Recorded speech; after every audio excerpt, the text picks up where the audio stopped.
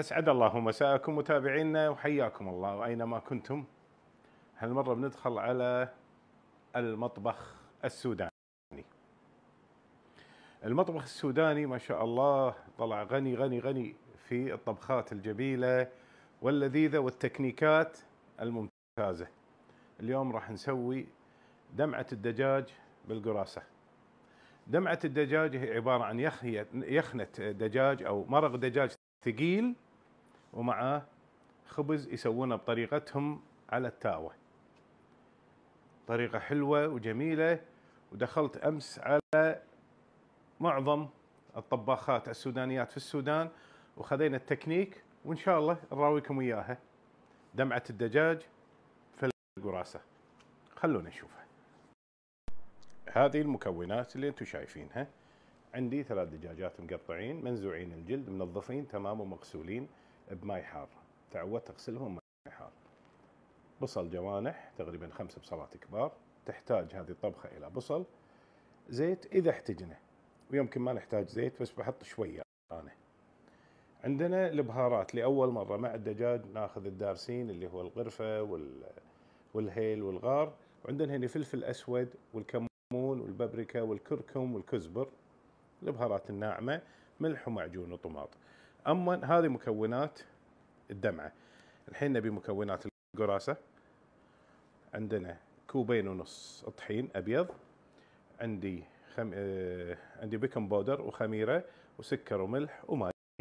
راح نخلطهم أول شيء على الناشف، بعدين نضيف عليهم الماء لما يصيرون بطريقة سائلة مثل طريقة البانكيك. هذه طبختنا. نضيف كمية وفيرة من البصل راهية، قطعونه جوانح عشان بسرعة يتكرمل عندكم ويصير شوية براون بني بدون ماء. طبعا تحمسونه لين يتكرمل.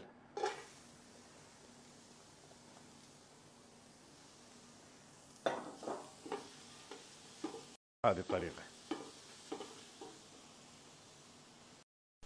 شوفوا تحمسونه صار لونه تقريبا ذهبي. نحط عليه شوية ملح عشان يذبله مرة واحدة، لأن كل ما صارت الدمعة ناعمة أحلى. شوفوا الحين نحط عليه شوية زيت بس كافي عشان نقلبه بالزيت، ونضيف البهارات الحين أحلى من بعدين علشان تطلع ريحتها. هذه البهارات العدلة اللي هي الدارسين وورق الغار والهيل، ننزلها ونحمسها أول شيء. شوفوا البصل بدأ يذوب.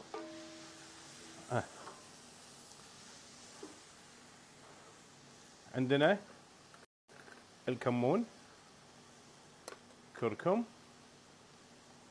والكزبر والفلفل الأسود، شوية بابريكا. راح يصير خليط من البهارات الجميلة. شوفوا الحين طلعت ريحة البهارات. أفضل ما تحطونها آخر شيء. الثوم ما يخالف، الثوم نقدر نحطه بعدين لأنه ما ياخذ وقت بسرعة يستوي. الحين بعد ما تجانست البهارات وطلعت ريحتها ننزل الدجاج ونحمسه حمس تمام معه. شوفوا لما يذوب البصل عندكم مرة واحدة. لو كان بصل كبار ما تقدر تذوبه بهالطريقة. هي من أساسياتها أنها تكون مرق ثقيل ثك، يعني شو أقول لكم، مرقة ثقيلة مو خفيفة. نسكر عليه بس شوية. أنا بخيته بماي عشان نذوب البصل مرة واحدة 3 دقائق بس. راح أوراويكم التكنيك الحين شلون. شوفوا ذاب البصل تقريبا، ريحة البهارات ما شاء الله حلوة. عندنا الدجاج المنزوع الجلد نضيفه،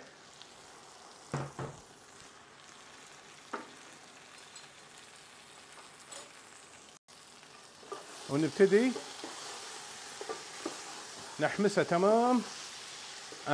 للحين ما أضفنا أي شيء ثاني، ما حطينا المعجون ولا حطينا عصير الطماط اللي فوقه، طماط مضروب في الخلاط. خلوه يتبلغ شوية بالبهارات. طيبة.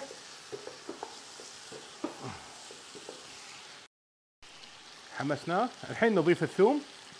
شوفوا يشيل زفرته مرة واحدة. ها شوفوا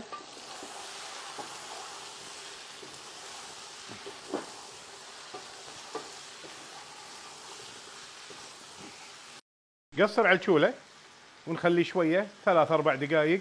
خلي نزماية. حمسناه خوش حمسة. حمسته تمام. شوفوا تعال صوري به. اخذ لون الدياي، اخذ لون، يعني تاكدنا ان الحمسه تشرب البهار باللهار. عندنا هذه واحده وهذه ثنتين بس كافي. الحين نقوم ونحمس المعجون وياه، بعدين ننزل عليه الطماط المضروب بالخلاط. عندنا 4 طماطات مضروبين ضرب خشن مو ناعم، نضيفهم ونبتدي نحمسهم ويا الدياي، لان هي اساس المرقه ثقيله ترى. اذا نحتاج ما ينحط، اذا ما نحتاج لا والله. شوفوا الحين ابي اضيف الملح بعد، اوزنه شويه لان الدياي يحتاج الى ملح. هذه الدمعه السودانيه حصلتها على اكاونتاتهم، على حساباتهم، بس مو كل واحده تسوي، كل واحده تختلف عن الثانيه في طريقتها بالطبخ بالنسبه للطباخات. فاسهرت عليهم ليل الفجر والله، وشفنا الطريقه اللي انا حسيت انها يعني دمعه دمعه. شوفوا بس نحمسه عشان يذوب الطماط مره واحده، لان هي تصير ناعمه. شوف عندنا كوب ماي،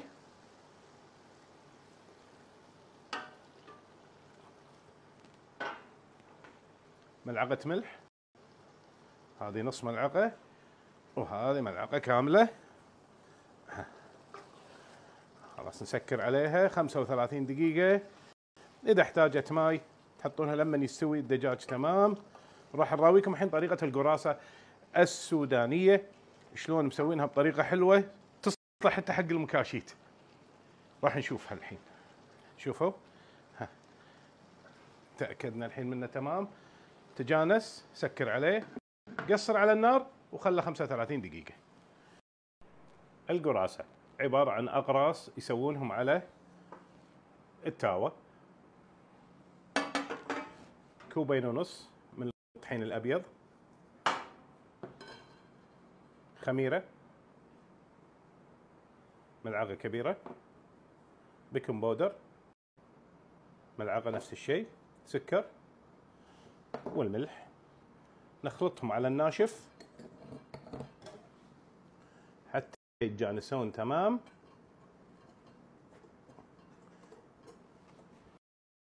نضيف عليه ماي في التدريج، ماي دافي طبعا من الحنفيه، مو ماي بارد ولا ماي مطبوخ، لحد ما يصير قوامه. راح اراويكم اياه.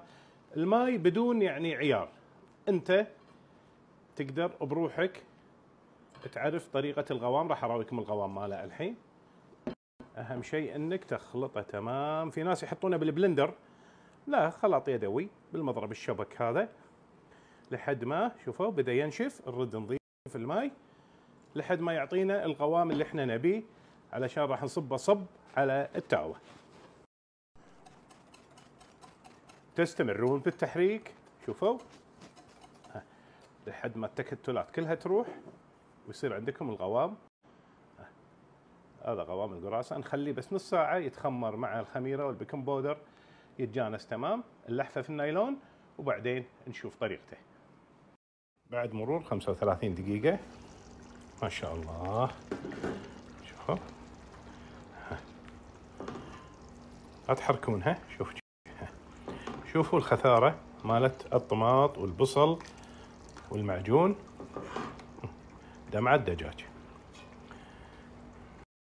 بس كذي خالصة. بهارها معتدل، ملحها تمام، كل شيء تمام. بس نطفي عليها على ما تتخمر القراصة السودانية.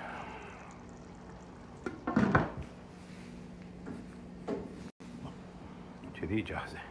طبعا احنا لازم، لان عندنا عمالة منزلية وعيالي بعد يحبون المشخول، فسوينا لازم كيلتين ونص. شوفوا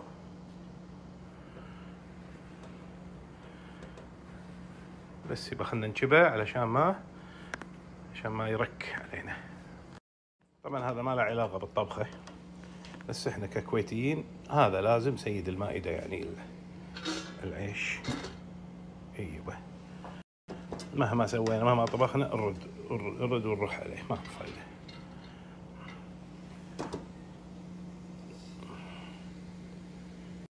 خوش حبة اليوم.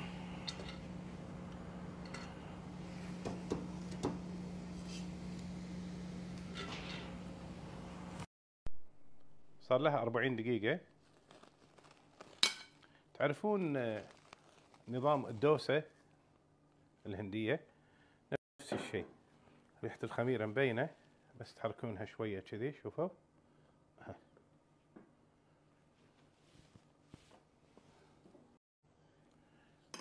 راح نمسح شوية دهن وراح نصب شو اسمه القراصة عليها.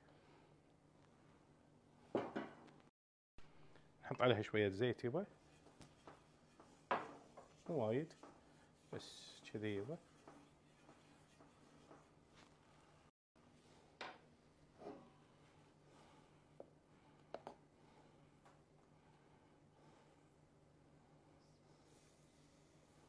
واحد اثنين ثلاثة.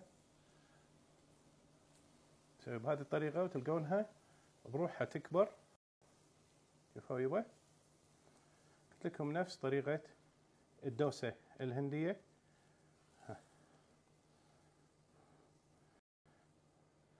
ناركم تكون معتدلة والتوزيع يكون تمام، راح تطلع لكم قرص خبزة عجيب. شوفوا طريقته شلون، ما تخلونه حمر وايد. شفتوا؟ خلوا شوية. قلت لكم تصلح حق المكاشيت. شفتوا ايش حالاتها؟ هذه نزلي وهني القراصة اللي راح نحطها بالماعون. اعطينا الماعون ونصب عليها دمعة دجاج. شوفوا بس خلوها تحمر شوية. بعض الحسابات يخلونها بيضة، احنا نحبها شوية تكون متقمرة كذي، يعني احلى.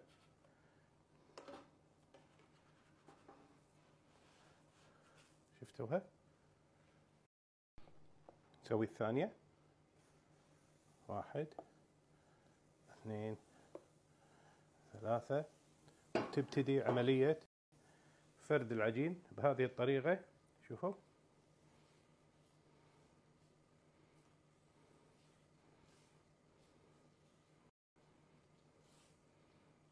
كل ما صارت ايدك خفيفة كل ما اعطتك قراصة جميلة ودائرية وحلوة.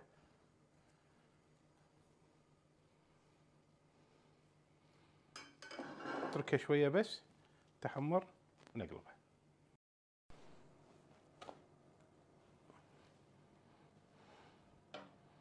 شفتوا ايش حالاتها؟ في ناس يحبونها بيضة، احنا نبيها كذي اللون هذا الجميل. بس ننطرها شوية. نشيلها نحطها في الصحن هذا. يكون هذا الصحن جاهز الحين عشان نفرق فيه شنو؟ نحط فيه الدجاج. نسوي الوحدة الثالثة. هذا 2.5 كوب دقيق اللي هو طحين.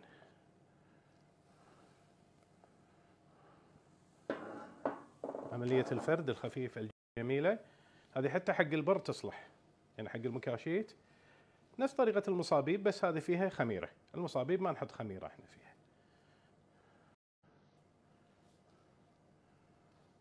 الهنود ايضا يسوون الدوسة من طحين العيش ويحشونها، لذيذة جدا.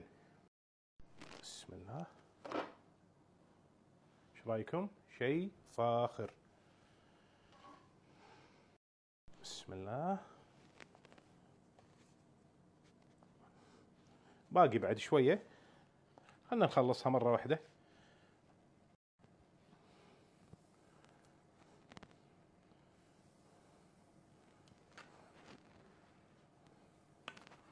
زين، تكفي إن شاء الله. نبتدي عملية التدوير من النص إلى ما تكبر عندنا الخبزة أو القراصة. شوفوا، عليكم سوالف جميلة يا أهلنا في السودان، صراحة تكنيك تعلمته منكم، شكرا لكم. اللي شوي يتحمر كذي. جهزنا الماعون حق الدمعة، حارة للحين. زين، إذا حارة زين. بسم الله، خلكم معاي. بسم الله.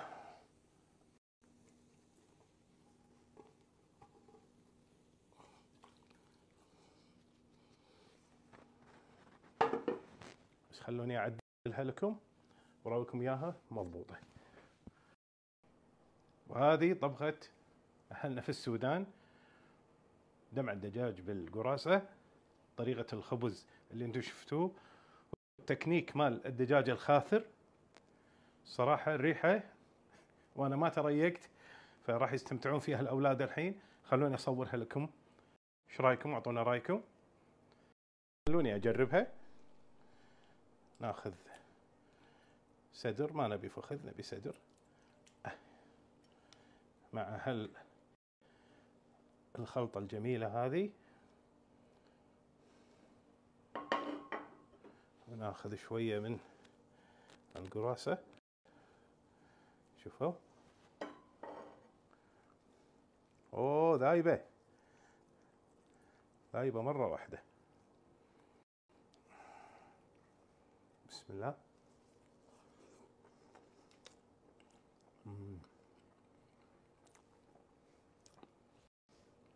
شكرا اخواننا في السودان، طبخة قنبلاوية.